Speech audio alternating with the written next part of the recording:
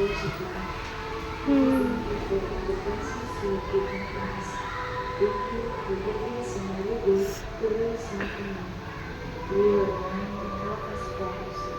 Guide us and our teacher as we study and create new learning experiences.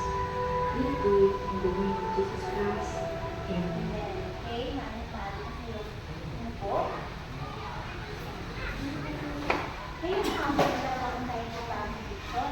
Pero, since na marami sa atin ang hindi nakikita, so kailangan mo na ipaalam sa inyo or iparalan sa inyo ang ating panuntunan sa silid-aralan. Okay? Basahin sa lahat. Mabuti sa dulo ng mabuti. Sumunod.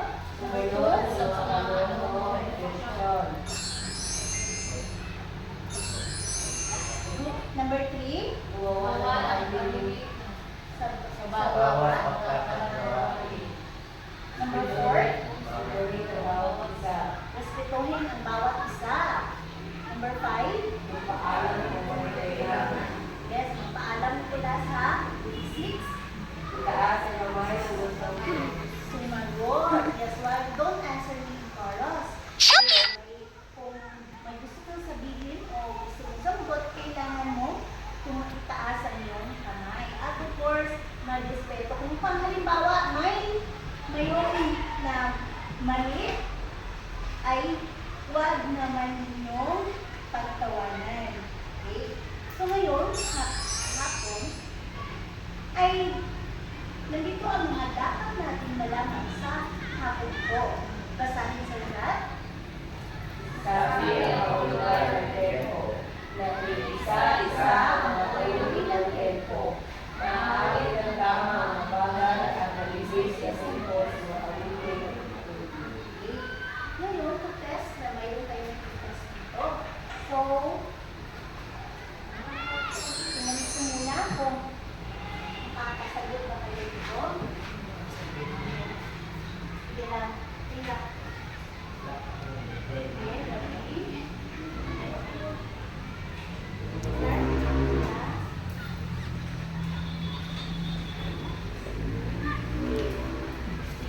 I will give you at least 2 minutes to answer that one. So, basahin ang panukong basahin ang mabuti ang sunod na katanungan. Okay naman Piliin yun. ang litra ng tamang sagot at isulat ang iyong sagot sa sagutang papel. Ano daw tamang sagot? Huwag mo maging sagot. Naintindihan mga bata? Okay.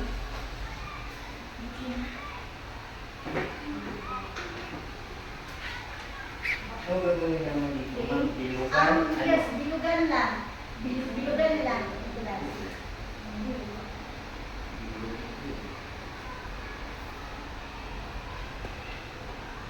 Okay, nakito. Kung hindi makita, nandito sa akin sa dulo. Ba't maliit yan, ma'am? Sabi nila namin yung pagkikita. Nakita, makita din sige. Okay, Yan. ito.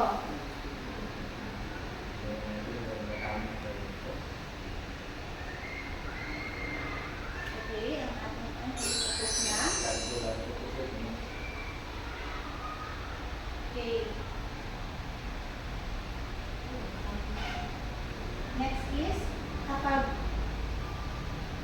tapos na, so, rin na ipang sa aming papel. Okay, kuha this one.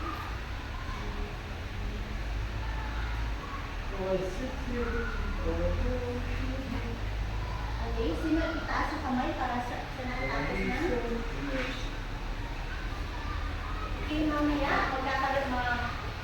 magkakaroon naman tayo ng isang pasili ay 1 to 10 items test. So, kailangan nyo makinig ng mabuti sa ating aralin na doon. Okay? Huwag gumawa ng iba't ibang bagay.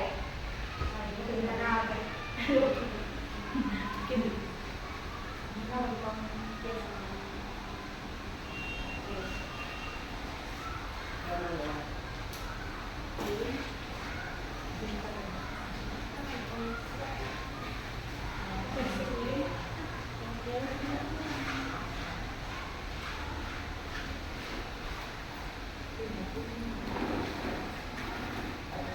Salamat.